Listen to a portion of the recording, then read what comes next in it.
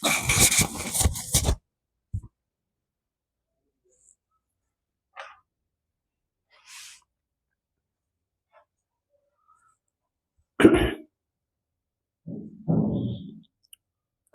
ನಮಸ್ಕಾರ. ನಾನು ನಿಮ್ಮ ದಾನಯ್ಯ ಸರ್, DGK ಸರ್, ಊರು ತುಳನೂರು, ತಾಲೂಕು ಅಕ್ಕಲಕೋಟ್, ಜಿಲ್ಲೆ ಸೊಲ್ಲಾಪುರ್, ಮಹಾರಾಷ್ಟ್ರ. ಇವತ್ತು 26 ಮೇ 2025. ಮತ್ತೆ ಒಂದು ವಿಡಿಯೋ ಮಾಡೋ ಸಲುವಾಗಿ ನಿಮ್ಮ ಎದುರಿಗೆ ಬಂದಿದ್ದೀನಿ. ಏನು ಸರ್, ಪ್ರತಿ ಸಲ ಬಂದಕ್ರೆ ಹಿಂಗೊಂದೊಂದು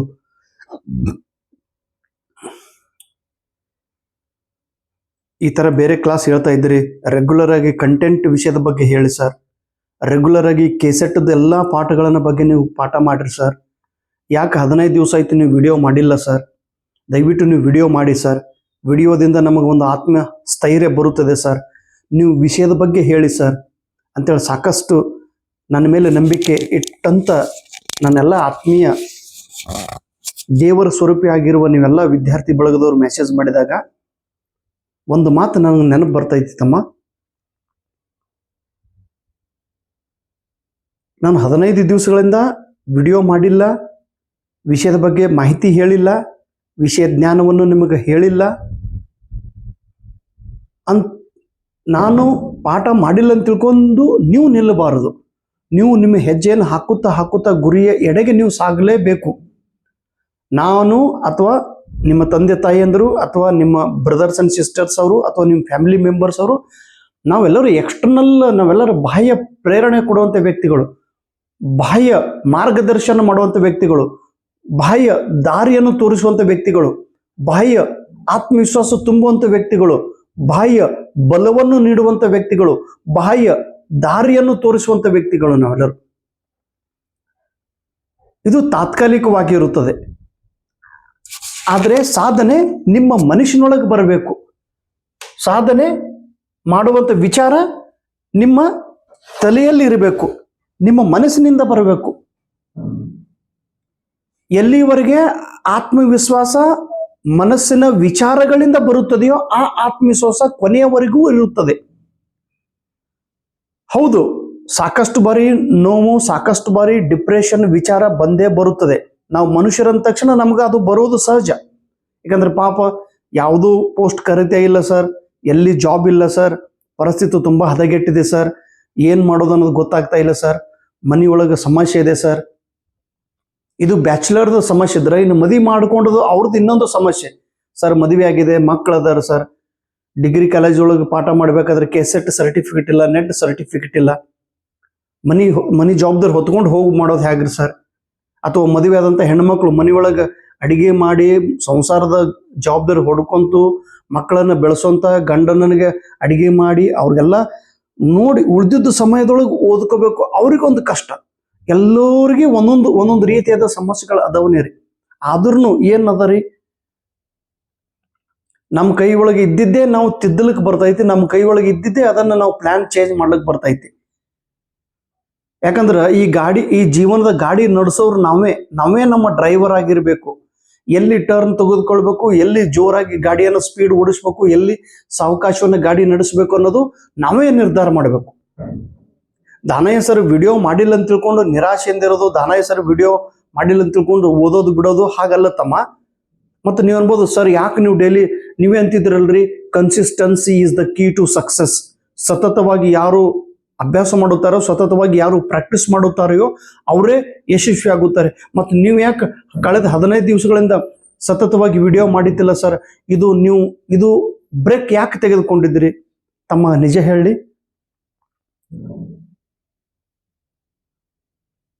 ಪಾಠ ಮಾಡುವುದು, ಯೂಟ್ಯೂಬ್ ಕ್ಲಾಸ್ ಹೇಳೋದು ಇದು ನನ್ನ ಮೊದಲನೆಯ ಪ್ರಿಯಾರಿಟಿ ಅಲ್ಲ, ಇದು ನನ್ನ ಮೊದಲನೇ ಕೆಲಸ ಅಲ್ಲ, ಇದು ನನ್ನ 3ನೇ ಕೆಲಸ ಐತಿ. ಮೊದಲು ಸಂಸಾರ ನಡೆಸೋದು, ಮನೆ ನಡೆಸಬೇಕಾದ್ರೆ ಏನು ಕೆಲಸ ಮಾಡಬೇಕು ಅದನ್ನು ಮಾಡ್ತಾ ಇದ್ದೀನಿ ನಾನು. ಯಾಕಂದ್ರೆ ಇದು ಬೇಕಲ್ಲ, ದುಡ್ಡೇ ದೊಡ್ಡಪ್ಪ, ದುಡ್ಡಿದ್ರೆ ಎಲ್ಲ ಮನೆ ನಡೆಯೋದು. ಎರಡನೇದು ಶಾಲೆಯ ಜವಾಬ್ದಾರಿ, ಫುಲ್ ಜವಾಬ್ದಾರಿ ಇದೆ. ಈಗ ಸೂಟಿ ಒಳಗೂ ನಮ್ಗೆ ಅಡ್ಮಿಷನ್ ಕೆಲಸ ಕೊಟ್ಬಿಟ್ಟಿದ್ರೆ ಪ್ರತಿಯೊಂದು ಊರಿಗೆ ಹೋಗ್ಬೇಕು, ವಿದ್ಯಾರ್ಥಿಗಳನ್ನ ಹುಡುಕಿ ತಂದು ಶಾಲೆಯೊಳಗೆ ಅವ್ರಿಗೆ ಅಡ್ಮಿಷನ್ ಮಾಡಿಸ್ಬೇಕು. 3ನೇದು ನನ್ನ ಹವ್ಯಾಸ ಅಂತ ತಿಳ್ಕೊಂಡು ನಾನು ಯೂಟ್ಯೂಬ್ ಕ್ಲಾಸನ್ನು ಮಾಡ್ತಾ ಇದ್ದೇನೆ. ಹಾಗ ನಿಮ್ಮ ಜೀವನದ ಪ್ರಿಯಾರಿಟಿ ಯಾವುದು ನೀವು ನಿರ್ಧಾರ ಮಾಡ್ರಿ. ನನಗೆ ನೌಕರಿ ಐತಿ, ಸಂಸಾರದ ಮಕ್ಕಳು ಹೆಂಡ್ರು ಇದನ್ನೆಲ್ಲ ಸಂಸಾರ ಇದನ್ನ ಜಪ್ಕೊಂತು ನಾನು ಕೆಲಸ ಮಾಡ್ತಾ ಇದ್ದೀನಿ. ನಿಮ್ಮ ಜವಾಬ್ದಾರಿ ಮೊದಲಿಗೆ ಕೆಸೆಟ್ ಪಾಸ್ ಆಗೋದು, ಇದು ನಿಮ್ಮ ಜವಾಬ್ದಾರಿ ಇದ್ದರೆ ಓದೋದು ಇದು ನಿಮ್ಮ ಮೊದಲನೇ ಕೆಲಸ ಆಗಿರ್ಬೇಕು. ಆಮೇಲೆ ಎರಡನೇದು ಮೂರನೇದು ನೀವು ಬೇರೆ ನಿಮ್ಮ ಕೆಲಸನ ಮಾಡ್ಕೊಂತೀರಿ. First priority, first preference, first ಒತ್ತಾಯ ನೀವು ಕೆಸೆಟ್ ಮತ್ತು NET ನೆಟ್ ಎಕ್ಸಾಮ್ ಮೇಲೆ ಫೋಕಸ್ ಮಾಡಲೇಬೇಕು. ಇದು ಅನಿವಾರ್ಯ, ಇದಕ್ಕೆ ಬೇರೆ ದಾರಿನೇ ಇಲ್ಲ. ಒಂದೇ ಪ್ರಯತ್ನದೊಳಗೆ ನೆಟ್ ಕೆಸೆಟ್ ಎರಡೂ ಪಾಸ್ ಆಗಿರ್ಬೇಕು. ನೀವೆಲ್ಲರೂ ಅದೃಷ್ಟವಂತರು. ಬೇರೆ ರಾಜ್ಯಕ್ಕಿಂತ ಕರ್ನಾಟಕದ ವಿದ್ಯಾರ್ಥಿಗಳು ತುಂಬಾ ಅದೃಷ್ಟವಂತರು. ಕೆಸೆಟ್ ಪಾಸ್ ಆದ್ಮೇಲೆ NET ನೆಟ್ ಪಾಸ್ ಆದ್ಮೇಲೆ ಗೌರ್ಮೆಂಟ್ ಅಪಾಯಿಂಟ್ಮೆಂಟ್ ಆಗ್ತೈತಿ ಕರ್ನಾಟಕ ರಾಜ್ಯದೊಳಗ. ಮಹಾರಾಷ್ಟ್ರದೊಳಗೆ ಈ ಸಿಸ್ಟಮ್ ಇಲ್ಲ. ಮಹಾರಾಷ್ಟ್ರ ಸೆಟ್ ಎಕ್ಸಾಮ್ ಪಾಸ್ ಆದ್ರೂ ದುಡ್ಡು ಕೊಟ್ಟೆ ನೌಕರಿಗೆ ಹೋಗ್ಬೇಕು. 40 ಲಕ್ಷ ಐತಿ ಇಲ್ಲಿ, 50 ಲಕ್ಷ ರೂಪಾಯಿ ಕೊಡ್ಬೇಕಾಗ್ತದೆ ಇಲ್ಲಿ ಮ್ಯಾನೇಜ್ಮೆಂಟ್ದವ್ರಿಗೆ. ಅವಾಗ ಇಲ್ಲೆಲ್ಲ ನೌಕರಿ ಸಿಗೋದು. ಗೌರ್ಮೆಂಟ್ ಪೋಸ್ಟ್ ಇಲ್ಲ ಮಹಾರಾಷ್ಟ್ರ ರಾಜ್ಯದ ಸಿಸ್ಟಮ್ ಅಲ್ಲಿ. ಕರ್ನಾಟಕದವ್ರು ಹಾಗಿಲ್ರಿ. ಅಲ್ಲೆಲ್ಲ ಮೆರಿಟ್ ಮೇಲೆ ಚಾಯ್ಸ್, ಮೆರಿಟ್ ಮೇಲೆ ಸೆಲೆಕ್ಷನ್ ಮಾಡುವಂತ ಒಂದು ಕರ್ನಾಟಕದೊಳಗ ಜೀವಂತ ಇರುವಂತ ಪ್ರಜಾಪ್ರಭುತ್ವ ಐತಿ. ಈಗ ನಾಳೆ ಡಿಗ್ರಿ ಯಾವ್ದು PU ಕಾಲೇಜ್ ಲೆಕ್ಚರ್ ಕಾಲ್ಫಾರ್ ಮಾಡೋರು ಅದಾರ. ಒಂದು ಅವಕಾಶ ಬರುವುದು ಐತ್ರಿ. ಆದ್ರೆ ಬರೋ ತನಕ ಯಾರು ರೆಡಿಯಾಗಿ ಕೂತಿರ್ತಾರ ಅವ್ರಿಗೆ ಹೆಚ್ಚು ನಾವೆಂತ ಅವಕಾಶ ಬರೋಕ್ಕಿಂತ ಮುಂಚೆ ನಾವೆಲ್ಲ ರೆಡಿಯಾಗಿ ಇರ್ಬೇಕು. ರೆಡಿ ಪೊಸಿಷನ್ದೊಳಗೆ ನಾವು ನೋಟಿಫಿಕೇಶನ್ ಬಿಟ್ಟಾಗೆಲ್ಲ ರೆಡಿ ಮಾಡ್ತೀವಿ ಅಂದ್ರೆ ಅದು ಆಗಂಗಿಲ್ಲ ತಮ್ಮ. ಆದ್ರೂ ಅದು ಅಷ್ಟೊಂದು, ಯಾಕಂದ್ರೆ this is a cut throat competition. ಭಾಳ ಕಾಂಪಿಟೇಷನ್ ಐತಿ, ಎಲ್ಲಿ ಹೋದಲ್ಲಿ ಕಾಂಪಿಟೇಷನ್ ಅದ ತಮ್ಮ. ಹೀಗಾಗಿ ಈ ಕಾಂಪಿಟೇಷನ್ದೊಳಗೆ ನಾವು ಉಳಿಬೇಕಾದ್ರೆ ನಾ ಮೊದಲೇ ಹೇಳಿನ್ರಿ, ಕೆಸೆಟ್ ಮೇಲೆ ಫೋಕಸ್ ಮಾಡಿದ್ರೆ ನೀವು ಎಷ್ಟು ಸಾಧ್ಯ ಐತಿ ಅಷ್ಟು ಮಾಡ್ಕೊಂತೀರ್ರಿ. ಸರ್ ಹೇಳ್ತಾ ಇದ್ರಲ್ರಿ, ಏನ್ ವಿಶೇಷ ಏನಾರು ಹೇಳ್ರಿ, ಏನ್ ಹೇಳೋದು ತಮ್ಮ? ವಿಶೇಷ ಹೇಳೋದು ಏನೂ ಉಳಿದಿಲ್ಲ. ಇಲ್ಲಿ ತನಕ ಎಲ್ಲಾ ವಿಡಿಯೋದೊಳಗೆ ನಾನು ಕೆಸೆಟ್ ಅನ್ನ ಹೇಗೆ ಪಾಸ್ ಮಾಡಬೇಕು, ಹೇಗೆ ಓದಬೇಕು, ಏನನ್ನು ಓದಿದ್ರೆ ಪಾಸ್ ಆಗ್ತೀವಿ, ಏನನ್ನು ಓದಿದ್ರೆ ರಿಸಲ್ಟ್ ಬರ್ತೈತಿ, ಯಾವ ಮಟೀರಿಯಲ್ನ ಯೂಸ್ ಮಾಡಬೇಕು, ಹೇಗೆ ಯೂಸ್ ಮಾಡಬೇಕು, ಯಾವ ಪ್ಲಾನಿಂಗ್ ಅನ್ನು ಫಾಲೋ ಮಾಡ್ಬೇಕು ಅನ್ನೋದನ್ನ ಎಲ್ಲ ಹೇಳಿದ್ದೈತಿ. ಮತ್ತೇನು ಹೇಳೋದು ತಮ್ಮ? ಇಲ್ರಿ ಸರ್ ಹೊಸದಾಗಿ ಮತ್ತೇನು ಏನು ಇಲ್ಲಿ ಹೊಸ ಕನ್ಸೆಪ್ಟ್ ಅನ್ನೋದು ಇಲ್ಲ ತಮ್ಮ. ತಂಗಿ ನಿಮಗೆಲ್ಲರಿಗೂ ಏನ್ರಿ ಕೆಸೆಟ್ ಪಾಸ್ ಆಗೋದು ಎಷ್ಟು ಸುಲಭ ಐತಿ ಅಂದ್ರ ತಮ್ಮ, ಒಂದು ವಿಡಿಯೋ ಈಗ ನೀವು ಅನ್ಬೋದು 15 ದಿವಸ ವಿಡಿಯೋ ಮಾಡಿಲ್ಲ ಅಂದ್ರೆ ನನಗೆ ಟೈಮೇ ಸಿಗ್ತಾ ಇಲ್ಲ ಸರ್. ಟೈಮ್ ಸಿಗ್ಲಿಲ್ಲ ಅಂದ್ರೆ ಟೈಮ್ ತೆಗೆದು ನೀವು ಮಾಡಬೇಕು. ಕರೆಕ್ಟ್, ಟೈಮ್ ತೆಗೆದು ಮಾಡ್ಬೇಕು. ಹಂಗೆ ನೀವು ಟೈಮ್ ತೆಗೆದು ಓದಬೇಕು. ನನಗೆ ಬುದ್ಧಿ ಮಾತು ಹೇಳೋದಲ್ಲ. ನೀವು ಟೈಮ್ ತೆಗೆದು ಪಾಠ ಮಾಡ್ರಿ ಸರ್, ಆಯ್ತಣ್ಣ ಟೈಮ್ ತೆಗೆದು ಮಾಡ್ತೀನಿ, ಇಲ್ಲ ಅನ್ನಂಗಿಲ್ಲ. ಆದ್ರೆ ಇಲ್ಲೇನು ಒಂದು ವಿಡಿಯೋ ಮಾಡಬೇಕಾದ್ರೆ 10 ಬುಕ್ಗಳನ್ನು ಓದ್ತೀನಿ ನಾನು. ರೆಫರೆನ್ಸ್ ಆಗಿ ಬುಕ್ಕನ್ನು ಓದಿ ನೋಟ್ಸ್ ಮಾಡ್ತೀನಿ, ನೋಟ್ ಬುಕ್ದೊಳಗೆ ಬರಿತೀನಿ ರೀ. ಯೂಟ್ಯೂಬ್ದೊಳಗೆ ವಿಕಿಪೀಡಿಯಾ ಎಲ್ಲ ವೆಬ್ಸೈಟ್ಗಳನ್ನು ಚೆಕ್ ಮಾಡ್ತೀನಿ. ಬುಕ್ಕನ್ನು ರೆಫರ್ ಮಾಡ್ತೀನಿ. ಮಾರ್ಕೆಟ್ದೊಳಗಿರೋ ಎಲ್ಲ ಬುಕ್ಗಳು ನನ್ನ ಕಡೆ ಐತಿಪ್ಪ, ಎಲ್ಲ ಓದಿನಿ ನಾನು, ಓದ್ತಾ ಇದ್ದೀನಿ. ಒಂದು ವಿಡಿಯೋ ತಯಾರು ಮಾಡಬೇಕಾದ್ರೆ ಮೊದಲಿಗೆ 1 ಗಂಟೆ ಎಲ್ಲ ನಾನು ಮಾಹಿತಿಯನ್ನು ಕಲೆಕ್ಟ್ ಮಾಡಿ ನೋಟ್ಬುಕ್ದೊಳಗೆ ಬರಿತೀನಿ ರೀ. ನೋಟ್ಬುಕ್ದೊಳಗೆ ಬರೆದಿದ್ದು ನನಗೆ ಹಿಂಗೆ ಸ್ಮಾರ್ಟ್ ಡಿಜಿಟಲ್ ಬೋರ್ಡ್ದೊಳಗೆ ಹೈ ಕ್ಲಾಸ್ ಮತ್ತು ಪ್ರೊಫೆಷನಲ್ ವಿಡಿಯೋ ಮಾಡ್ಲಿಕ್ಕೆ ಬರಂಗಿಲ್ಲಲ್ಲ. ಹಿಂಗಾಗಿ ಅದೇ ಹಳಿ ಮೆಥಡ್ದೊಳಗೆ ಮತ್ತೆ ಬೋರ್ಡ್ ಮೇಲೆ ಅದನ್ನೆಲ್ಲ ಬರಿಬೇಕು. ಭಾಳ ಹಾರ್ಡ್ ವರ್ಕ್ ಆಗಿದೆ. ಬೋರ್ಡ್ ಮೇಲೆಲ್ಲ ಬರಿಬೇಕು. ಬರೆದಿದ್ದು ಇನ್ನೊಂದ್ಸಲ ಓದಿ ಅಲ್ಲಿಂದ್ರೆ ನಿಮ್ಮ ಎದುರಿಗೆ ಬಂದು ಇಲ್ಲಿ ಪಾಠ ಮಾಡಬೇಕು. ಸೊ ಒಂದು ವಿಡಿಯೋ ಮಾಡಬೇಕಾದ್ರೆ ಮಿನಿಮಮ್ 1 ತಾಸು ನಮ್ದು ಪ್ರಿಪರೇಷನ್ ಇರ್ತದೆ. ಅರ್ಧ ಗಂಟೆ ವಿಡಿಯೋ ಮಾಡಬೇಕಾದ್ರೆ 1 ಗಂಟೆ ಬಿಫೋರ್. ಒಂದೊಂದು ವಿಡಿಯೋ ಮಾಡ್ಬೇಕಾದ್ರೆ ಇಷ್ಟೆಲ್ಲ ಟೈಮ್ ಬೇಕು. ಅದು ಟೈಮ್ ಅಡ್ಜಸ್ಟ್ ಆಗಿಲ್ಲ ಅಂತೇಳಿ ವಿಡಿಯೋ ಮಾಡಿಲ್ಲ.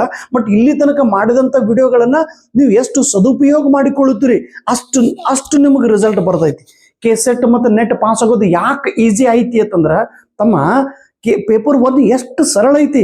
ಪೇಪರ್ 1 ಒಳಗೆ ನಿಮಗೆ ಮಾರ್ಕ್ ಹೆಚ್ಚಿಗೆ ಬರಬೇಕು. ಪೇಪರ್ 1 ನಲ್ಲಿ ಇರೋದೇ 50 ಕ್ವಶನ್. ಆ 50 ಕ್ವಶನ್ದೊಳಗೆ 40 question simple question, easy question, 10 question hard question, difficult question. ನಾನು ನೋಡಿನಲ್ಲ, ಅನಾಲಿಸಿಸ್ ಮಾಡಿ ನೋಡಿ ನಾನು 50 ಕ್ವಶನ್ದೊಳಗೆ 40 ಈಜಿನೇ ಇರ್ತೈತಿ. ಆ 40 ಈಜಿ ಪ್ರಶ್ನೆಗಳನ್ನ ಆಲ್ರೆಡಿ ನಾನು ಎಲ್ಲ ವಿಡಿಯೋ ಮಾಡಿದ್ದೀನಿ. ಪ್ರತಿಯೊಂದು ಚಾಪ್ಟರ್ದ ಬಗ್ಗೆ ವಿಡಿಯೋ ಮಾಡಿದ್ದೀನಿ. ನೀವು ಏನು ಮಾಡಬೇಕು, ಆ ವಿಡಿಯೋಗಳನ್ನು ನೋಡಿ ವಿಡಿಯೋದು ಸ್ಕ್ರೀನ್ಶಾಟ್ ತೆಗಿಬೇಕು. ಬಿಟ್ಟು ಕೆಲವ್ರು ಏನು ಮಾಡ್ತಾರೆ, ನನ್ನ ಬುಕ್ಕದು ಫೋಟೋ ತೆಗೆದು ಎಲ್ಲ ಕಡೆ ಹಿಂಗೆ ಹಂಚಲ್ಗತ್ತಾರೆ. ಅಣ್ಣ ತಗೋರು ಅಪ್ಪಿ, ನೀವೆಲ್ಲರೂ ಹಿಂಗೆ ಮೊಬೈಲ್ ನನ್ನ ಫೋಟೋ ತೆಗೆದು ನೀವೆಲ್ಲರಿಗೆ ಹಂಚ್ಕೊಂತ ಕೂತ್ರ ಅವ್ರು ಪಾಸ್ ಆಗ್ತಾರೆ. ನೀವು ನೀವು ತಾಟ್ ಹಿಡಿದು ತಿರುಗಾಡ್ತೀರಿ ಹಂಗಲ್ಲ ಹೋತಮ್ಮ. ನನ್ನ ಬುಕ್ಕನ್ನು ಫೋಟೋ ಮಾಡಿ ಅದು ಸಾಫ್ಟ್ ಕಾಪಿ ಮಾಡಿ ಹಂಚೋ ಜನ ಅವ್ರು ಇನ್ನೊಬ್ಬರನ್ನ ಕೊಲೆ ಮಾಡುವವರು. ಹಾಗೆ ಮಾಡಬೇಡ್ರಪ್ಪ. ಮೊದಲಿಗೆ ನೀವು ಪಾಸ್ ಆಗಿರಿ. ಒಂದು ಬುಕ್ ಬರಿಬೇಕಾದ್ರೆ ಅದಕ್ಕೆ ಎಷ್ಟು ಕಷ್ಟ ಇರ್ತೈತಿ, ಅದನ್ನು ಏನು ಮಾಡಿರ್ತೀವಿ ನಮ್ಗೆ ಗೊತ್ತೈತಿ. ಪ್ಲೀಸ್, ನನ್ನ ಮೇಲೆ ನಂಬಿಕೆ ಇರುವ ನೀವೆಲ್ಲರೂ ವಿದ್ಯಾರ್ಥಿಗಳು ದಯವಿಟ್ಟು ನಿಮ್ದಿಂದ ಒಂದೆರಡು ದುಡ್ಡು ನನಗೂ ಬರಲಿಲ್ಲ. ನೀವು ಎಲ್ಲರ ಅಂಗಡಿ ಒಳಗೆ ಹೋಗಿ ಜೆರಾಕ್ಸ್ ಮಾಡಿಕೊಂಡು ಬುಕ್ ಜೆರಾಕ್ಸ್ ಅಂಗಡಿಯವ್ರ ದುಡ್ಡು ಕೊಡೋಗಿತ್ತ ಅದೇ ಬುಕ್ ನನ್ನ ಕಡೆಯಿಂದ ತಗೋರಿ ನೇರವಾಗಿ. ನೀವು ಕೊಡುವಂಥ ದುಡ್ಡದೊಳಗಿಂದ ಸ್ವಲ್ಪ ನಾನು ಸಾಲದಿಂದ ಹೊರಗೆ ಬರ್ತೀನಿ ರೀ. ನನಗೂ ಧೈರ್ಯ ಬರ್ತೈತಿ. ಮಾಡಿದ್ದು ಸ್ವಲ್ಪ ಪರಿಶ್ರಮಕ್ಕೆ ಸ್ವಲ್ಪ ಫಲ ಸಿಕ್ತೆ ಅಂದ್ರೆ ಇನ್ನೂ ಸ್ವಲ್ಪ ಮನುಷ್ಯಾಗ ಉತ್ಸಾಹ ಬರ್ತೈತಿ ಮತ್ತು ವಿಡಿಯೋ ಮಾಡ್ತೀವಿ. ಕೆಲವೊಬ್ರು ನನ್ನ ವಿರೋಧಿಗಳು ಇರ್ತಿರ್ತಾರೆ, ಎಲ್ಲರೂ ಇರೋದೆ. ಅವರೆಲ್ಲ ಏನ್ ಮಾಡ್ಲಿರ್ತಾರೆ, ಸಾಫ್ಟ್ ಕಾಪಿ ಹೊಡೆದೆಲ್ಲ ಕಡೆ ಒಂದು ಬುಕ್ಕೇ ಮಾರಾಟ ಮಾಡಬಾರ್ದು. ಬುಕ್ ಮಾರ್ಲಿಲ್ಲ ಅಂದ್ರೆ ನಡಿತೈತಿ. ಬುಕ್ ಮಾರಾಟ ಮಾಡ್ಬೇಕನ್ನೋ ಉದ್ದೇಶ ನಮ್ದು ಇಲ್ಲೇ ಇಲ್ಲ. ಸೆಕೆಂಡ್ರಿ ಏನೋ ನನ್ನ ಮನೆ ನಡಿಬೇಕಂತ ತಿಳ್ಕೊಂಡು ಇಷ್ಟೆಲ್ಲ ನಾನು ಪ್ರಯತ್ನ ಮಾಡಿ ಇಲ್ಲಿಗೆ ಬಂದೀನಿ. ಈಗೇನ್ರಿ ಈಗೇನಿಲ್ಲ, ಆಲ್ರೆಡಿ ಒಂದು ನೌಕರಿ ಐತಿ, ಒಂದು ಭಾಕ್ರಿ ದೇವ್ರು ಕೊಟ್ಟಿದ್ದಾನೆ, ರೊಟ್ಟಿ ಚಟ್ನಿದೊಳಗೆ ನಾವು ಸಮಾಧಾನ ಇದ್ದೀವಿ. ಆದ್ರೆ ಏನು ತ್ರಾಸ್ ಮಾಡೋರು ಇರ್ತಾರೆ ನೋಡ್ರಿ, ಅವ್ರು ತ್ರಾಸ್ ಮಾಡೋರು ಅವ್ರು ಅಲ್ಲೇ ಇರೋರು, ಅವ್ರು ಎದುರಿಗೆ ಅಣ್ಣ ಹಂಗ ನಾನು ಇದ್ದಂದ್ರೆ ಯೂಟ್ಯೂಬ್ ಕ್ಲಾಸಿಗೆ ನಾನು ಪೇಡ್ ಕ್ಲಾಸ್ ಮಾಡಿಬಿಡ್ತಿದ್ದಿಲ್ಲ. ತಗೋ ಪ್ಲೇ ಇಡುತ್ತೆ. ಇಳೆ ನಿಮ್ಮ ದಾನ, ಬೆಳೆ ನಿಮ್ಮ ದಾನ, ಸೂಸುವ ಗಾಳಿ ನಿಮ್ಮ ದಾನ, ನಿಮ್ಮ ದಾನವನ್ನು ಉಂಡು ಅನ್ಯರನ್ನು ಹೊಗಳುವ ಕುನ್ನಿಗಳಿಗೆ ನಾನೇನು ಕರೆಯಲಿ ರಾಮನಾಥ್ ಅಂತೇಳಿ. ಎಂತಿಂತ ಶರಣರ್ರಿ, ಎಂತ ಅದ್ಭುತವಾದ ಮಾತು ಹೇಳೋಗ್ಯಾರ್ರಿ. ಹೀಗಾಗಿ ಎಲ್ಲ ನಾವು ಸುಮ್ಮನೆ ಅಪ್ಪಿ ಹಂಗಲ್ಲ. ನನ್ನ ಇದು ಫ್ರೀ, ಯಾಕಂದ್ರೆ ನಾನು ಎಲ್ಲ ಕಡೆದು ಓದಿ ಏನೋ ತಿಳ್ಕೊಂಡು ನಿಮ್ಗೆ ಯೂಟ್ಯೂಬ್ದೊಳಗೆ ಕ್ಲಾಸ್ ಮಾಡ್ತಾ ಇದ್ದೀನಿ. ಸೊ ಪ್ಲೀಸ್ ದಯವಿಟ್ಟು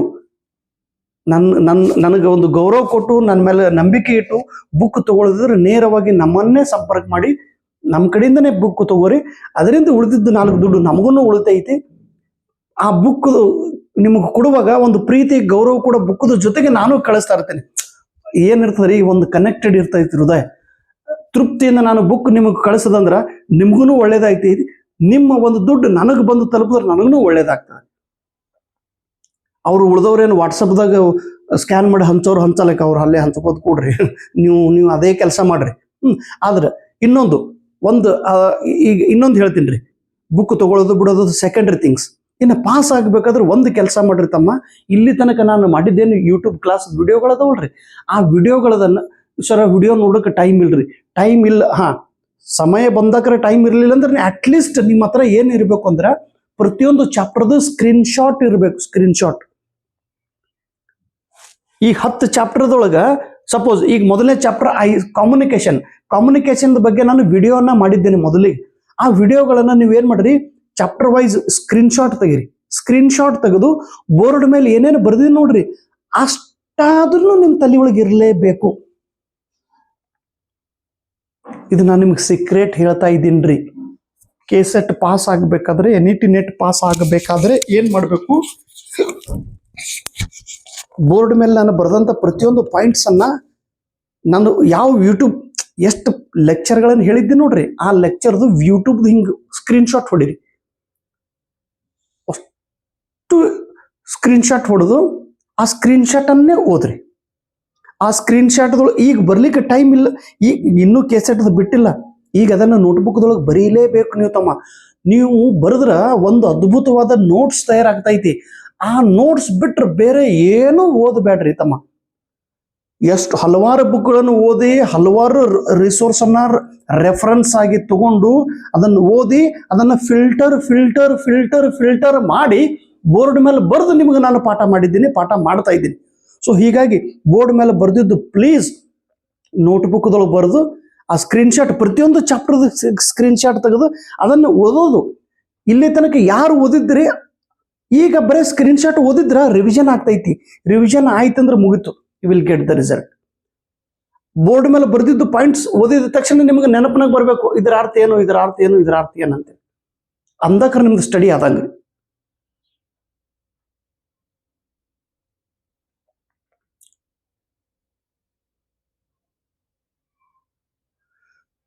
ಇಷ್ಟಾದ್ರೂ ಮಾಡ್ರಿ. ನೀವು ಮಾಡಿದ್ರೆ ತುಂಬ ಒಳ್ಳೆಯದು. ಯಾಕಂದ್ರೆ ಒಂದೊಂದು ವಿಡಿಯೋದೊಳಗೆ ಅಂಕಗಳು ಅಡಗಿವೆ. ಒಂದು ವಿಡಿಯೋ ನೋಡಿದ ತಕ್ಷಣ will get 2 marks. At confidence ಆಗಿ ಯಾಕೆ ಹೇಳಕತ್ತೀನಂತಮ್ಮ, ಅದು ಕೆಲಸ ಮಾಡಿನ ತಿಳ್ಕೊಂಡ್ರಿ. ಓಕೆ, ಕಮ್ಯುನಿಕೇಶನ್ ಎಲ್ಲ ಕಾನ್ಸೆಪ್ಟ್ಗಳನ್ನ ಓದ್ಕೊಂಡ್ಬಿಡ್ರಿ. ಕಮ್ಯುನಿಕೇಶನ್ ಎಂದರೇನು, ಕಮ್ಯುನಿಕೇಶನ್ ಯಾವ ಭಾಷೆಯಿಂದ ಬಂತು, ಕಮ್ಯುನಿಕೇಶನ್ದಲ್ಲಿ ಎಷ್ಟು ಪ್ರಕಾರಗಳು, ಟೈಪ್ಸ್ ಆಫ್ ಕಮ್ಯುನಿಕೇಶನ್ ಎಂದರೇನು, ಮಾಸ್ ಮೀಡಿಯಾ ಎಂದರೇನು, ಕಂಪ್ಯೂಟರ್ ಎಂದರೇನು, ಎಲ್ಲ ಇದ್ರೊಳಗೆ ಬರ್ತಿದ್ದೈತಿ. ಡಿಟೇಲ್ ಆಗಿ ಆ ಬೋರ್ಡ್ ಮೇಲಿಂದ ಕಾನ್ಸೆಪ್ಟ್ ಅನ್ನು ನೋಟ್ಬುಕ್ದಾಗ ಬರೆದು ಬಿಡ್ರಿ. ಐ ಸಿ ಟಿ ಅಂದ್ರೇನು, I C T full form ಏನು, ಐ ಸಿ ಟಿದೊಳಗೆ ಬರುವ ಟರ್ಮ್ಸ್ಗಳು ಯಾವುವು, CPU ಎಂದರೇನು, IP ಎಂದರೇನು, ಅದ್ರ ಫುಲ್ ಫಾರ್ಮ್ ಯಾವುದು, ಟರ್ಮಿನಾಲಜಿಗಳ ಬಗ್ಗೆ ಅದನ್ನು ನೀವು ಸ್ಟಡಿ ಮಾಡಬೇಕು. ಯಾವ್ಯಾವ ಟರ್ಮ್ಸ್ಗಳಿಗೆ ಏನು ಅರ್ಥ ಐತಿ, WW ಎಂದರೇನು, ಇದನ್ನು ಮೊಟ್ಟ ಮೊದಲಿಗೆ ಯಾರು ಯೂಸ್ ಮಾಡಿದ್ರು, ಇಂಟರ್ನೆಟ್ ಅದ ತಂದೆ ಯಾರು, ಇಂಟರ್ನೆಟ್ ಅದ ಸ್ಪೀಡನ್ನು ಹೇಗೆ ಎಳೆಯುತ್ತಾರೆ, ಬ್ಯಾಂಡ್ ವಿಡ್ತ್ ಎಂದರೇನು, ಇನ್ಪುಟ್ ಎಂದರೇನು, ಔಟ್ಪುಟ್ ಎಂದರೇನು, CPU ಎಂದರೇನು, ರೌಟರ್ ಎಂದರೇನು, ರೀಬೂಟ್ ಎಂದರೇನು, ಟೋಪೋಲಜಿ ಎಂದರೇನು, ಇಂಟರ್ನೆಟ್ ಜಾಳಿಗೆ ಎಂದರೇನು, ಮೊಟ್ಟ ಮೊದಲು ಇಂಟರ್ನೆಟ್ ಯಾರು ಯಾವ ಸಮಯದೊಳಗೆ ಎಲ್ಲಿ ಉಪಯೋಗ ಮಾಡಿದ್ರು, ಪ್ರೈವೇಟ್ TV ಚಾನಲ್ಸ್ ಎಂದರೇನು, ನಮ್ಮ ದೇಶದೊಳಗೆ ಇಂಟರ್ನೆಟ್ ಪ್ರಾರಂಭ ಆಗಿದ್ದು ಯಾವ ವರ್ಷ, ಪ್ರೈವೇಟ್ ಮತ್ತು ಪಬ್ಲಿಕ್ ಸಲುವಾಗಿ ಇಂಟರ್ನೆಟ್ ಅನ್ನ ಓಪನ್ ಮಾಡಿದಂತ ದಿವಸ ಯಾವುದು, ಇಂಟರ್ನೆಟ್ ಈ ಡಿಜಿಟಲ್ ಇನಿಷಿಯೇಟಿವ್ಗಳು ಯಾವುವು, ಸ್ವಯಂ ಪ್ರಭಾ ಎಂದರೇನು, ಸ್ವಯಂ ಪ್ಲಸ್ ಎಂದರೇನು, ಸ್ವಯಂ ಮೂಕಿ ಎಂದರೇನು, ಈಗ ಎಷ್ಟು ಸರಳವಾದ ಕಾನ್ಸೆಪ್ಟ್ಗಳ ಬಗ್ಗೆ ಬೋರ್ಡ್ ಮೇಲೆ ಬರೆದಿದ್ದು ಬರೇ ಓದ್ರಿಪಿ. ನೀವು ಅದನ್ನೇ ರಿಪೀಟ್ ಬೋರ್ಡ್ ಮೇಲೆ ಬರೆದಿದ್ದು ಪಾಯಿಂಟ್ಸ್ಗಳನ್ನ ಸ್ಕ್ರೀನ್ಶಾಟ್ ತೆಗೆದು ಅದನ್ನ ಸೀಕ್ವೆನ್ಸ್ ಆಗಿ ನೋಡ್ಕೊಂತ ಹೋದ್ರೆ ಪಾಸ್ ಆಗಿತ್ತಿರಲ್ಲ. ಪಾಸ್ ಆಗೋದೆಲ್ಲ ನಿಮ್ಮ ಎದುರಿಗೆ ಬಿಚ್ಚಿಟ್ಟಿ ನಾನು ಇಟ್ಟಿರುವಂತ ವಿಷಯದ ಮೇಲೆ ನಂಬಿಕೆ ಇಟ್ಟರೆ ರಿಸಲ್ಟ್ ಬರ್ತೈತಿ. ಇಲ್ಲೇ ಐತಿ ಅದನ್ನ ಹುಡುಕೋದು ಬಿಟ್ಟು ನಾವು ಎಲ್ಲ ಕಡೆ ಮತ್ತೆ ಸುಮ್ ಸಿಕ್ ಹುಡುಕಾಡ್ಕೊಂತ ಹೋದೇವು ಅಂದ್ರೆ ಅದು ಎಲ್ಲಿ ಸಿಗ್ತೈತಿ ತಮ್ಮ. ಪ್ಲೀಸ್ ಅದನ್ನ ವ್ಯವಸ್ಥಿತ ಟೀಚಿಂಗ್ ಎಂದ್ರೇನು, ಟೀಚಿಂಗ್ದ ಮೆಥಡ್ಸ್ಗಳು ಯಾವುವು, ಆನ್ಲೈನ್ ಟೀಚಿಂಗ್ ಎಂದ್ರೇನು, ಆಫ್ಲೈನ್ ಟೀಚಿಂಗ್ ಎಂದ್ರೇನು, ಸ್ವಯಂ ಅದರಲ್ಲಿ ಏನು ಆನ್ಲೈನ್ ಟೀಚಿಂಗ್ದ ಪದ್ಧತಿಗಳು ಯಾವುವು, ಡಿಡಕ್ಟಿವ್ ಮೆಥಡ್ ಅಂದ್ರೇನು, ಇಂಡಕ್ಟಿವ್ ಮೆಥಡ್ ಅಂದ್ರೇನು, ಎಕ್ಸ್ಪೆರಿಮೆಂಟಲ್ ಮೆಥಡ್ ಅಂದ್ರೇನು, ಡೈರೆಕ್ಟ್ ಮೆಥಡ್ ಅಂದ್ರೇನು, ಡಿಸ್ಕಷನ್ ಮೆಥಡ್ ಅದಕ್ಕೆ ಕರಿತೀವಿ, ಎಲ್ಲ ಅದನ್ನ ಅವ್ರೊಳಗೆ ಬರ್ತಿದ್ದೈತಿ. ಇವ್ಯಾಲ್ಯೂಯೇಷನ್ ಅಂದ್ರೇನು, ಟೈಪ್ಸ್ ಆಫ್ ಇವ್ಯಾಲ್ಯೂಯೇಷನ್ ಯಾವುದು, ಫಾರ್ಮೇಟಿವ್ ಇವ್ಯಾಲ್ಯೂಯೇಷನ್ ಅದಕ್ಕೆ ಕರೀತಾರೆ, ಸಮೇಟಿವ್ ಇವ್ಯಾಲ್ಯೂಯೇಷನ್ ಅಂದ್ರೇನು, NEP 2020 ಪ್ರಕಾರ ಯಾವ ಪ್ರಕಾರದ ಎಕ್ಸಾಮ್ ಅನ್ನ ತೆಗೆದುಕೊಳ್ಬೇಕು, ಅದ್ರ ಮಹತ್ವ ಏನು, ಎಲ್ಲವೂ ಇದ್ರೊಳಗೆ ಚರ್ಚೆ ಮಾಡಿದ್ದೈತಿ. ಅದನ್ನು ನೋಡ್ರಿ. ಹೈಯರ್ ಎಜುಕೇಶನ್ ಬಗ್ಗೆ ಹೇಳಿದ್ದೀನಿ, ಅದ್ರ ಬಗ್ಗೆ ನೀವ್ ಏನ್ ಮಾಡ್ರಿ, ಬೋರ್ಡ್ ಮೇಲೆ ಬರೆದಿದ್ದು ಪಾಯಿಂಟ್ಸ್ ಅನ್ನ ಒತ್ತಾಟ ತಗೊಂಡು ಬಂದಾಕರ್ ಗೊತ್ತಾಗ್ತೈತಿ. ಮೈ ಗಾಡ್, ಎಷ್ಟು ಜಬರ್ದಸ್ತ್ ಪಾಯಿಂಟ್ಸ್ ಗಳನ್ನ ನಾನು ಹೇಳಿನಿ ಅಂತ ತಿಳ್ಕೊಂಡು.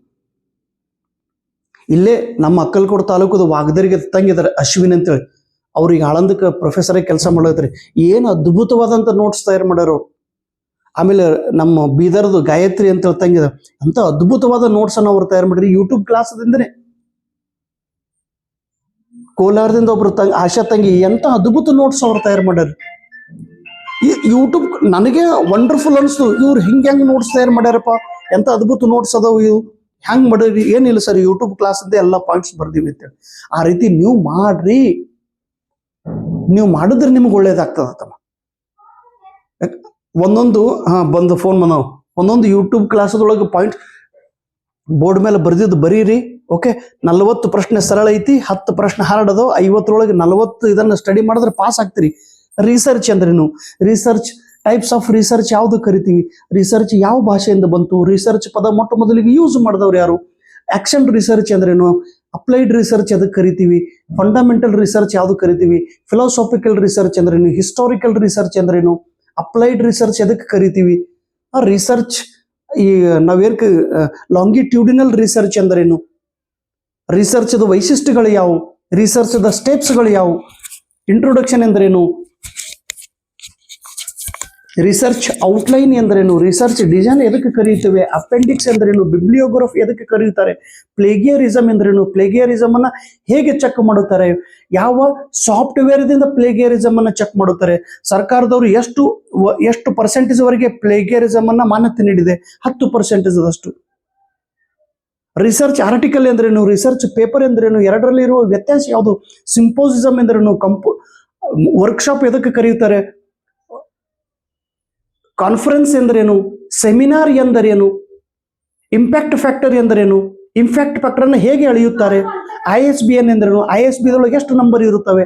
ರಾಜಾರಾಮ್ ಮೋಹನ್ ರಾಯ್ ಲೈಬ್ರರಿ ಇದು ಎಲ್ಲಿದೆ? ಇದರ ಕೆಲಸ ಏನು? ಇದನ್ನು ಯಾರು ಸ್ಥಾಪನೆ ಮಾಡಿದ್ರು? ಯಾವುದಕ್ಕಾಗಿ ಸ್ಥಾಪನೆ ಮಾಡಿದ್ರು? ಒಂದು ಥೇಸಿಸ್ ಅನ್ನು ಹೇಗೆ ಬರೆಯುತ್ತಾರೆ? ಥೇಸಿಸ್ ಬರೆಯುವಂಥ ಸ್ಟೈಲ್ ಯಾವುದು? ಅಮೆರಿಕನ್ ಸ್ಟೈಲ್ದೊಳಗೆ APA ಎಂದರೇನು? MLA ಎಂದರೇನು? MLA ಯಾವ ಸಬ್ಜೆಕ್ಟ್ಗಾಗಿ ಯೂಸ್ ಮಾಡುತ್ತಾರೆ? ಎಷ್ಟು ಸರಳ ಐತಿ, ಎಲ್ಲವೂ ಬೋರ್ಡ್ ಮೇಲೆ ಬರೆದೀನಿ ನಾನು. ನಾವು ಮತ್ತೆ ಡೀಪಾಗಿ ಹೋಗ್ಲಿಕ್ಕೆ ಬೇಡ್ರಿ. ಇಷ್ಟಾದರೂ ಫಂಡಮೆಂಟಲ್ ಕನ್ಸೆಪ್ಟ್ ನಿಮ್ಮ ಹತ್ರ ಇರಬೇಕು. ಜಮ್ಮು ಕಾಶ್ಮೀರದೊಳಗೆ ಲುಧಿಯಾನದೊಳಗೆ, ಎಲ್ಲಿ ನಮ್ದು ಜಮ್ಮು ಕಾಶ್ಮೀರದೊಳಗೆ ನಮ್ಗೆ ಶ್ವೇತಾ ತಂಗಿ ಅದಲ್ರಿ, ಅಲ್ಲಿ ಯುದ್ಧ ನಡೆದೈತಿ. ಅವ್ರ ಯಜಮಾನ್ರು ಯುದ್ಧ ಮಾಡೋ ಸಮಯದೊಳಗೂ ಕೂಡ ಅವರು ಸರ್ ನಮ್ಮ ಯಜಮಾನ್ರು ದೇಶ ಸಲುವಾಗಿ ಅವರು ಸೇವೆಯನ್ನು ಮಾಡ್ತಾ ಇದ್ದಾರೆ ಸರ್. ನಾನು ಅವ್ರಿಗೆ ಬಿಟ್ಟು ನಾನು ವಾಪಸ್ ಧಾರವಾಡ ಬರಂಗಿಲ್ಲ ಸರ್, ಯಜಮಾನ್ರ ಜೊತೆಗೇ ಇರ್ತೀನಿ ಸರ್, ಅವರಲ್ಲಿ ಸೇವೆ ಮಾಡ್ತಾ ಇದ್ದೀರಿ ಸರ್, ನಾನು ಓದ್ತಾ ಇದ್ದೀನಿ ಸರ್. ಎಷ್ಟು ಗಟ್ಟಿ ಮನಸ್ಸು ರೀ, ಎಷ್ಟು ಗಟ್ಟಿ ಮನಸ್ಸು ಇರ್ಬೇಕು ನೋಡ್ರಿ. ಹೊರಗಡೆ ಯಜಮಾನ್ರು ಯುದ್ಧವನ್ನು ಆಡುತ್ತಿದ್ದಾರೆ ಪಾಕಿಸ್ತಾನ ಜೊತೆಗೆ, ಇಲ್ಲಿ ಗಟ್ಟಿಯಾಗಿ ತಂಗಿ ಸ್ಟಡಿಯನ್ನು ಮಾಡುತ್ತಿದ್ದಾಳೆ. ಇದು ಅಲ್ಲವೇ ಛಲ? ಇದು ಅಲ್ಲವೇ ಧೈರ್ಯ? ಇದು ಅಲ್ಲವೇ ಸಾಹಸ? ಇದು ಅಲ್ಲವೇ ನಿಮ್ಮ ಮನೋಬಲ? ಅವ್ರು ಅಲ್ಲಿ ಕುಳಿತು ನೋಟ್ಸ್ ಮಾಡಿ ಕೆಸೆಟ್ ಪಾಸ್ ಆದ್ರು. ಈಗ ನೆಟ್ ಎಕ್ಸಾಮ್ ಸಲುವಾಗಿ ಪ್ರಿಪೇರ್ ಮಾಡ್ತಾ ಇದ್ದಾರೆ. ಮತ್ತು ನೀವಪ್ಪ ಪ್ಲೀಸು, ತಮ್ಮ ಎಲ್ಲರಿಗೆ ಅಡಚಣೆಗಳು ಬಂದು ಹೋದವ, ಅದರೊಳಗೆ ದಾರಿ ತೆಗೆದು ಮೇಲೆ ಬಂದವರು ಅದರ. ಯಶ್ ಅನ್ನೋ ಒಬ್ಬ ಹುಡುಗ, ಈಗೇನು ಫಿಲ್ಮ್ ಏನಂತ ಅವರ ಪರಿಸ್ಥಿತಿ ಇತ್ತು, ಅವ್ರ ಜೀವನ ಬದಲಾವಣೆ ಆಯ್ತೇನಿಲ್ಲ. ಅನುಪಮ್ ಖೇರ್ ಅವ್ರ ಜೀವನ ಮುಂಬೈದೊಳಗೆ ತಿರುಗಾಡ್ತಿದ್ರಂತಾರೆ. ಅಲ್ಲಿ ಇಲ್ಲಿ ಏನಪ್ಪ ನನ್ನ ಲೈಫ್, ನಂದು ಮೊದಲು ಟೀಚರ್ ಆಗಿದ್ರು, ಅದನ್ನು ಬಿಟ್ಟು ಅವರು ಫಿಲ್ಮ್ ಇಂಡಸ್ಟ್ರಿದಾಗ ಬರ್ಬೇಕಂತೇಳಿ ಬಂದವರು. ಯಾರೂ ಅವಕಾಶ ಕೊಡ್ಲಿಲ್ಲ. ಆದ್ರೂ ಇಂದಿಲ್ಲ ನಾಳೆ ಒಳ್ಳೇದಾಗ್ತೈತಿರೋ ನಂಬಿಕೆಯಿಂದ ಅವರು ಆ ಪ್ರವಾಸದ ಕಡೆಗೆ ಹೋದ್ರು. ಈಗ ದೊಡ್ಡ ಒಬ್ಬ ಪ್ರತಿಭಾವಂತ ನಟ ನಮ್ಮ ದೇಶದ ನಟ ಆದರು.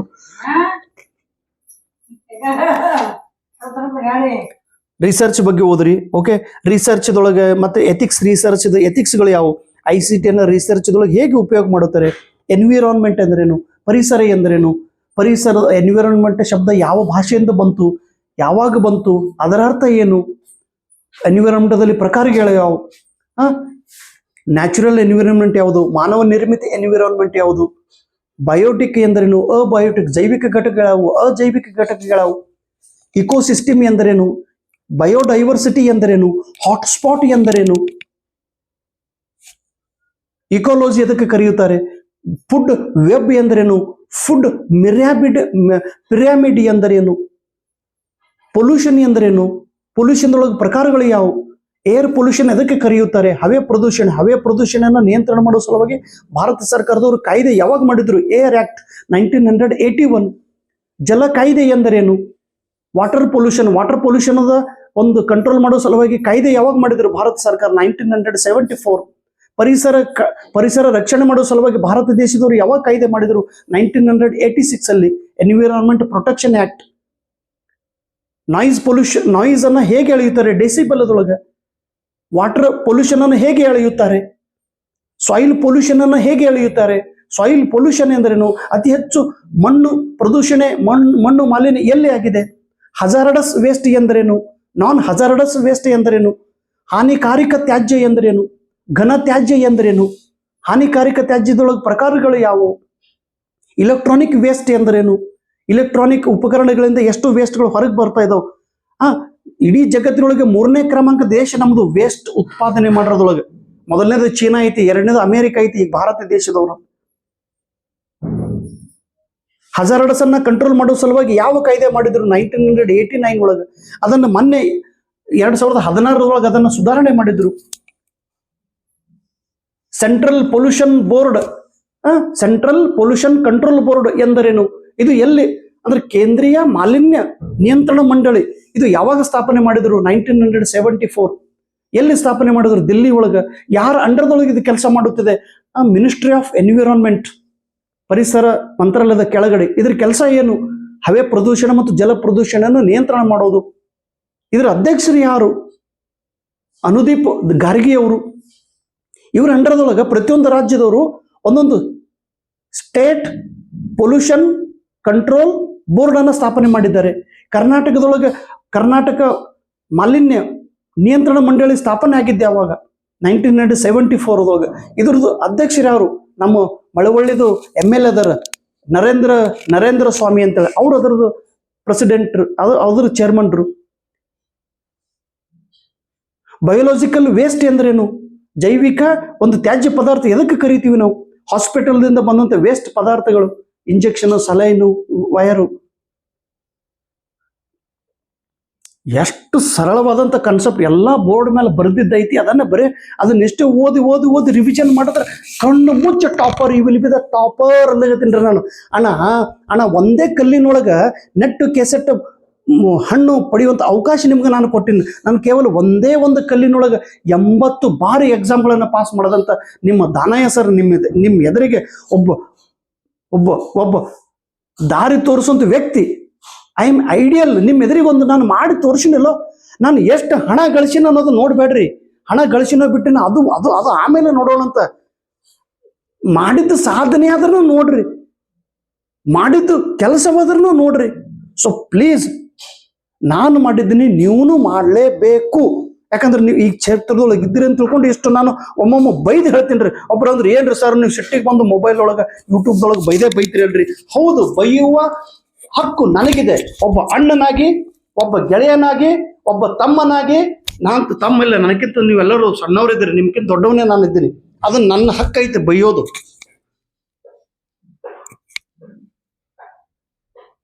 3 ವರ್ಷ ಆಯ್ತು ನಾನು ಯೂಟ್ಯೂಬ್ ಕ್ಲಾಸ್ ಅನ್ನು ಮಾಡ್ತಾ ಇದ್ದೀನಿ. ಇನ್ನೂ ನೀವು ನೋಟ್ಸೇ ಮಾಡಿಲ್ಲ. ನನಗೆ ನೋಟ್ಸ್ ತೋರಿಸ್ಬೇಕು ನೀವು. ಸರ್ ಇದು ನೋಡ್ರಿ, ನಾನು ಟೀಚಿಂಗ್ ಅಪ್ಟಿಟ್ಯೂಡ್ ಎಲ್ಲ ನೋಟ್ಸ್ ಅನ್ನು ಮಾಡಿದ್ದೀನಿ ಸರ್. ಇದು ನೋಡಿ ಸರ್, ರಿಸರ್ಚ್ ಎಲ್ಲ ಕಂಪ್ಲೀಟ್ ನೋಟ್ಸ್ ಅನ್ನ ಕಂಪ್ಲೀಟ್ ಮಾಡಿದ್ದೀನಿ. ಇದು ನೋಡಿ ಸರ್, ಕಮ್ಯುನಿಕೇಶನ್ ಎಲ್ಲ ನೋಟ್ಸ್ ಅನ್ನ ಬರೆದಿದ್ದೀನಿ ಸರ್. ಇದು ನೋಡಿ ಸರ್, ಹೈಯರ್ ಎಜುಕೇಶನ್ ಎಲ್ಲ ನೋಟ್ಸ್ ಅನ್ನು ಮಾಡಿದ್ದೀನಿ ಸರ್. ಇದು ನೋಡ್ರಿ, ನಂದು ದಾಡ್ ನೋಟ್ಸ್ ಬರ್ತಿದ್ದು ತೋರಿಸ್ಬೇಕು. ಫೋಟೋ ತೆಗೆದ ಪುಸ್ತಕದ್ದು ಅದು ಎಲ್ಲ ಕಡೆ ಹುಚ್ಚು ಸಲ ದಂಧೆ ಮಾಡಬಾರ್ದು ಅಂತ. ಪ್ಲೀಸ್, ಇಷ್ಟೆಲ್ಲ ಒಂದೊಂದು ಯೂಟ್ಯೂಬ್ ಕ್ಲಾಸ್ ಮಾಡ್ಬೇಕಾದ್ರೆ ಎಷ್ಟು ಪರಿಶ್ರಮ ಪಡ್ತಾ ಇದ್ದೀನಿ, ಅದನ್ನು ಯೂಸ್ ಮಾಡ್ಕೋರಿ. ಕ್ಯೋಟೋ ಪ್ರೋಟೋಕಾಲ್ ಅಂತ ಹೇಳಿ ಕರೀತಾರೆ. ಪ್ಯಾರಿಸ್ ಅಗ್ರಿಮೆಂಟ್ ಎಂದ್ರೇನು? ಪ್ಯಾರಿಸ್ ಅಗ್ರಿಮೆಂಟ್ ಯಾವಾಗ ಮಾಡಿದ್ರು? ಯಾವ ವಿಷಯಕ್ಕಾಗಿ ಮಾಡಿದ್ರು? ಓಝೋನ್ ಎಂದ್ರೇನು? ಓಝೋನ್ ಪದ ಎದರಲ್ಲಿ ಬರುತ್ತದೆ? ಓಝೋನ್ ದಿವಸ ಎಂದು ಆಚರಣೆ ಮಾಡುತ್ತೇವೆ? ಏಕೆ ಆಚರಣೆ ಮಾಡುತ್ತೇವೆ? ಪರಿಸರ ದಿನ ಎಂದ್ರೇನು? ಚಿಪ್ಕೋ ಮೊಮೆಂಟ್ ಎಂದ್ರೇನು? ಅಪ್ಪಿಕೋ ಮೊಮೆಂಟ್ ಎಂದ್ರೇನು? ಸುಂದರ್ಲಾಲ್ ಬಹುಗುಣಿ ಯಾವ ಕೆಲಸವನ್ನು ಮಾಡಿದ್ದಾರೆ? ಸಾಲು ಮರದ ತಿಮ್ಮಕ್ಕ ಆ ಅಜ್ಜಿ ಏನು ಕೆಲಸ ಮಾಡಿದ್ದಾರೆ? ಎಷ್ಟು ಪರಿಸರ ಬಗ್ಗೆ ಎಷ್ಟು ಜಬರ್ದಸ್ತ್ ಪಾಯಿಂಟ್ಸ್ಗಳು ನೇರವಾಗಿ ಬೋರ್ಡ್ ಮೇಲೆ ಬರೆದಿದ್ದೈತಿ. ಅದನ್ನು ಓದಿ ನಿಮ್ಮ ಭವಿಷ್ಯ ನೀವು ರೂಪಿಸ್ಕೊಳ್ಬೇಕಪ್ಪ. ಪ್ಯಾಸೇಜ್ ಬಗ್ಗೆ ಬರೆದಿದ್ದೀನಿ. ಪ್ಯಾಸೇಜ್ ಅನ್ನು ಹೇಗೆ ಸಾಲ್ವ್ ಮಾಡ್ಬೇಕಂತ ನೀವೆಲ್ಲರೂ ಕನ್ನಡಿಗರು. ನಿಮ್ಮಷ್ಟು ಶುದ್ಧ ಕನ್ನಡ ನನಗೆ ಬರಂಗಿಲ್ಲ. ನೀವು ಕೆಸೆಟ್ದೊಳಗ ಒಂದು 10 ಮಾರ್ಕ್ಸ್ ಒಂದು ಪ್ಯಾಸೇಜ್ ಕೊಟ್ಟಿರ್ತಾರೆ ಕನ್ನಡ. ಆ ಕನ್ನಡ ಪ್ಯಾಸೇಜ್ ಓದಿ ಅದರ ಕೆಳಗಡೆ ಒಂದು 5 ಪ್ರಶ್ನೆಗಳನ್ನು ನೀವು ಬಿಡಿಸ್ಬೇಕು. ಹುಟ್ಟಿ ಬೆಳೆದು ಮಾತನಾಡುವ ಮಾತ್ರ ಕನ್ನಡ. ಕನ್ನಡ ಭಾಷೆ ಇದ್ರೂ ಕೂಡ ಕನ್ನಡ ಭಾಷೆ ಅರ್ಥ ಆಗಂಗಿಲ್ಲ, ಪ್ಯಾಸೇಜ್ ಅರ್ಥ ಮಾಡ್ಕೊಳಕ್ಕೆ ಆಗಂಗಿಲ್ಲ. ನಿಮಗ 10 ಮಾರ್ಕ್ಸ್ ಅದಾವ್ರಿ. ನೆಟ್ ಎಕ್ಸಾಮ್ ಬರೆಯುವಾಗ ಹಿಂದಿ ಇರ್ತೈತಿ, ಇಂಗ್ಲಿಷ್ ಇರ್ತೈತಿ, ಸ್ವಲ್ಪ ಕಠಿಣ ಇರ್ಬೋದು. ಪ್ಲೀಸ್ ಸಂಗೀತ ಏನ್ ಕಿರಿಕಿರಿ ಮಾಡ್ಲಾಗತ್ತೀವಿ ಬಾ. ನನಗ ಒಂದ್ ಜರ ನೆನಪಲ್ಲದ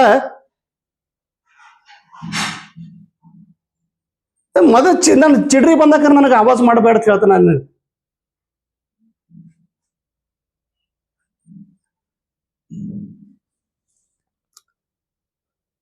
ಪ್ಯಾಸೇಜ್ ಅನ್ನ ಸಾಲ್ವ್ ಮಾಡೋ ಕೆಲಸ ನೀವು ಮಾಡ್ಬೇಕು ನೋಡ್ರಿ. ಅಥವಾ ಇಂಗ್ಲಿಷ್ ಮೀಡಿಯಂದವ್ರು ಇದ್ರೆ ಇಂಗ್ಲಿಷ್ ಪ್ಯಾಸೇಜ್ ಅನ್ನ ಸಾಲ್ವ್ ಮಾಡ್ರಿ. 10 marks in your hand. 10 marks ನಿಮ್ ಕೈ ಒಳಗದವ್ರಿ. Logical reasoning, mathematical, data interpretation 3 ಗಣಿತಕ್ಕೆ ಸಂಬಂಧಪಟ್ಟಿದ್ದ ಟಾಪಿಕ್ ಅದು. ಇದ್ರ ಬಗ್ಗೆ ಓದ್ರಿ. ಇದ್ರ ಬಗ್ಗೆ ಹಿಂದಿಂದ ಬಂದಂತ ಪ್ರಶ್ನೆ ಪತ್ರಿಕೆನ ಅನಾಲಿಸಿಸ್ ಮಾಡ್ರಿ. ಗೊತ್ತಾಗ್ತೈತಿ ನಿಮಗ ಪಾಸ್ ಆಗೋದು ಮೆಥಡ್. ಇದ್ರ ಬಗ್ಗೆ ಎಷ್ಟೋ ಬಾರಿ ಎಷ್ಟೋ ಸಲ ಹೇಳಿದ್ದೀನಿ ನಾನು ನಿಮಗೆ. ಅದನ್ನ ಫಾಲೋ ಮಾಡೋದು ಕೆಲಸ ನೀವು ಮಾಡಬೇಕು. ಸೊ ಪ್ಲೀಸ್, ಬುಕ್ ತಗೋ ಅಂತೇಳಿ ನಾನು ಒತ್ತಾಯ ಮಾಡ್ತಾ ಇದ್ದಲ್ಲ. ನಂಬಿಕೆ ಇದ್ರೆ ಬುಕ್ ತಗೊಂಡು ಅದನ್ನು ನೀಟಾಗಿ ಮೊದಲು ಸ್ಕ್ರೀನ್ ಶಾಟ್ ಅನ್ನು ತಗೋರಿ, ಅದನ್ನು ನೋಟ್ಸ್ ಮಾಡ್ರಿ, ಆಮೇಲೆ ಬುಕ್ ಅನ್ನ ರೆಫರ್ ಮಾಡ್ರಿ. ಸಾಕು. 10 ಬುಕ್ ರೆಫರ್ ಮಾಡೋದು ಅಷ್ಟೈತಿ. ಅದನ್ನ ಸಂಗ್ರಹ ಮಾಡಿದ್ದು ಬುಕ್ ಅದನ್ನ ರೆಫರ್ ಮಾಡ್ರಿ. ಪೇಪರ್ 2 ಇರೋದೇ 4 ಪ್ರಕಾರದ ಪ್ರಶ್ನೆ. ಒಂದು ಈಜಿ ಕ್ವಶನ್, 20 ಭಾಳ ಸರಳ ಇರ್ತೈತಿ. ಇವತ್ತು ಹೋಗಿ ಎಕ್ಸಾಮ್ ಬರೋದನ್ನು ನೀವು ಸಾಲ್ವ್ ಮಾಡ್ತೀರಿ. ಇನ್ನು 30 ಕ್ವಶನ್ ರಿವಿಷನ್ ಬೇಸ್ಡ್. ಯಾರು ರಿವಿಷನ್ ಕರೆಕ್ಟ್ ಮಾಡ್ತಾರೆ ಅವ್ರಿಗೆ 30 ಕ್ವಶನ್. ನಿಮ್ದು ರಿಸಲ್ಟ್ ಬರೋದು ಇಲ್ಲೇ. ಉಳಿದಿದ್ದು ಮಾಡರೇಟ್ ಕ್ವಶನ್ ಒಂದು 30 ಕ್ವಶನ್ ಸ್ವಲ್ಪ ಕನ್ಸೆಪ್ಟ್ ಬೇಸ್ಡ್ ಇರ್ತೈತಿ. ಅತಿ ಹಾರ್ಡ್ ಮತ್ತು ಕ್ರಿಟಿಕಲ್ ಇರೋದು 20 ಕ್ವಶನ್. ನೀವು ಫೋಕಸ್ ಇಲ್ಲಿ ಮಾಡಿದ್ರೆ ಪಾಸ್ ಆಗ್ತಿರಲ್ಲಪ್ಪ. ಪಾಸ್ ಆಗೋದು ಇಂಪಾರ್ಟೆಂಟ್ ಐತಿ ನೋಡ್ತಮ್ಮ. ಸರ್ ಏನ್ ಹೇಳಿರಿ ಈ ವಿಡಿಯೋದೊಳಗೆ ನಮ್ಗೆ ಏನೂ ಅರ್ಥನೇ ಆಗಿಲ್ರಿ. ಈ ವಿಡಿಯೋದೊಳಗೆ ನಾ ಹೇಳೋದು ಒಂದೇ ಒಂದು ಉದ್ದೇಶ. ಒಂದು ಹೇಳೇನ್ರಿ, ಇಲ್ಲಿ ತನಕ ನಾ ಮಾಡಿದ್ದು ಯೂಟ್ಯೂಬ್ ಕ್ಲಾಸ್ದು ಸ್ಕ್ರೀನ್ ಶಾಟ್ ಅನ್ನ ತೆಗೀರಿ, ಅದನ್ನ ಓದ್ರಿ, ಅದನ್ನ ರಿವಿಷನ್ ಮಾಡ್ರಿ, ಅದನ್ನ ನೋಟ್ಬುಕ್ದೊಳಗೆ ನೋಟ್ಸ್ ಮಾಡ್ರಿ, ಸೆಪ್ರೇಟ್ ನೋಟ್ಬುಕ್ ಮಾಡ್ರಿ. 7 ಚಾಪ್ಟರ್ ಸಲುವಾಗಿ, ಆಮೇಲೆ ಉಳಿದಿದ್ದು 3 ಚಾಪ್ಟರ್ ಸಲುವಾಗಿ ಸೆಪ್ರೇಟ್ ನೋಟ್ಬುಕ್ ಮಾಡಿ ಬೋರ್ಡ್ ಮೇಲೆ ಬರೆದಿದ್ದು ಪ್ರತಿಯೊಂದು ಪಾಯಿಂಟ್ ಅನ್ನ ಬರೀರಿ. ಇದು ನಾನು ಹೇಳೋ ಉದ್ದೇಶ ಇತ್ತು. ಇಷ್ಟು ಮಾಡಿದ್ರೆ ಕೆಸೆಟ್ ಪಾಸ್ ಆಗ್ತೀರಿ, ನೆಟ್ನು ಪಾಸ್ ಆಗ್ತೀರಿ. 3 ವರ್ಷ ಆಯ್ತು ವಿಡಿಯೋ ಮಾಡಿ ನಾನು ಇಟ್ಟಿದ್ದೀನಿ. ಅವೆಲ್ಲ ವಿಡಿಯೋಗಳನ್ನ ನೋಡ್ಕೊಂತ ಬರ್ಬೇಕು, ನೀವು ಸ್ಕಿಪ್ ಮಾಡಬಾರ್ದು. ಏನ್ ಹೇಳಿರ್ತೀನಿ, ಯಾಕಂದ್ರೆ ಕ್ಲಾಸ್ ಹೇಳುವಾಗನೇ ಎಷ್ಟೋ ವಿಷಯಗಳನ್ನ ನನಗೆ ಗೊತ್ತಿರ್ಲಾರ್ದಂಗೆ ಎಷ್ಟೋ ಪಾಯಿಂಟ್ಸ್ಗಳನ್ನು ಹೇಳಿರ್ತೀನಿ ನಾನು ನಿಮ್ಗೆ. ಅದನ್ನೆಲ್ಲ ತಾವೆಲ್ಲರೂ ಯೂಸ್ ಮಾಡ್ರಿ. ಮತ್ತು ಬುಕ್ ತಗೊಳ್ಳೋದಿದ್ರೆ ನೇರವಾಗಿ ನಮ್ಮನ್ನೇ ಸಂಪರ್ಕ ಮಾಡಿ ನಮ್ಮ ಮೇಡಮ್ ಅವ್ರಿಗೆ ಫೋನ್ ಮಾಡ್ರಿ. ನಮ್ಮ ಮೇಡಮ್ ಅವ್ರು ನಿಮ್ಗೆ ಬುಕ್ ಕೊಡೋ ವ್ಯವಸ್ಥೆ ಮಾಡ್ತಾರ್ರಿ. ಅಂದರೆ ಡೇಂಜರ್ ಅದಾರೆ ಅವ್ರು. ಈಗ ನನಗೆ ಬಾ ನನ್ನ ವಿಡಿಯೋ ಆಗ ನಾನು ನೋಡ್ತೀನಿ ಅಂದಾಡ್ರಿ. ಈಗ ನಾನು ಭಾಳ ಹೋಗಡೋದ್ರಿ ಇಟ್ಟದನ್ನೆಲ್ಲ. ಅದಾಗ ಎದಕ್ಕೆ ತಿಕ್ಕಾಡ್ರಿ, ಆ ಕಪ್ಪು ಬಸಿ ತಿಕ್ಕಾಡ್ರಿ. ಈಗ ನನಗೆ ತಿಕ್ಕ ಪೆಟ್ಟ ಕಣ್ಣು ಕಿಸಿದಾರ್ರಿ. ಏನು ಮಾಡೋದ್ರಿ, ಭಾಳ ಅಂಜಬೇಕಾಗ್ತದ್ರಿ ಅಪ್ಪ. ಊರಿಗೆ ಹುಲಿ, ಮನೆಯಲ್ಲಿ ಇಲಿ ನಾನು. ಚಲೋ, ಜೈ ಕರ್ನಾಟಕ. ಎಲ್ಲರೂ ಪರೀಕ್ಷೆ ಪಾಸ್ ಆಗ್ರಿ. ಕರೆಕ್ಟ್ ಅಲ್ರಿ? ಈಗ ಏನ್ ನೋಡ್ರಿ, ಈಗ ಬಾ ಮಗನ ಆಯ್ತಂದ ಯಾವ ಮಾಡೋದ್ರಿ. ಆ ಕಣ್ಣು ಕೆಸ ನೋಡಿದ್ರ ನಾ ಈಗ ನನಗೆ ಆಕ ಎಲ್ಲರಿದ್ರೆ ಬೈಲಿ ಅಂದಾಡ್ರಿ. ಊಟ ಸಿಗಲ್ಲ ಇವತ್ತು ನಮ್ಗೆ.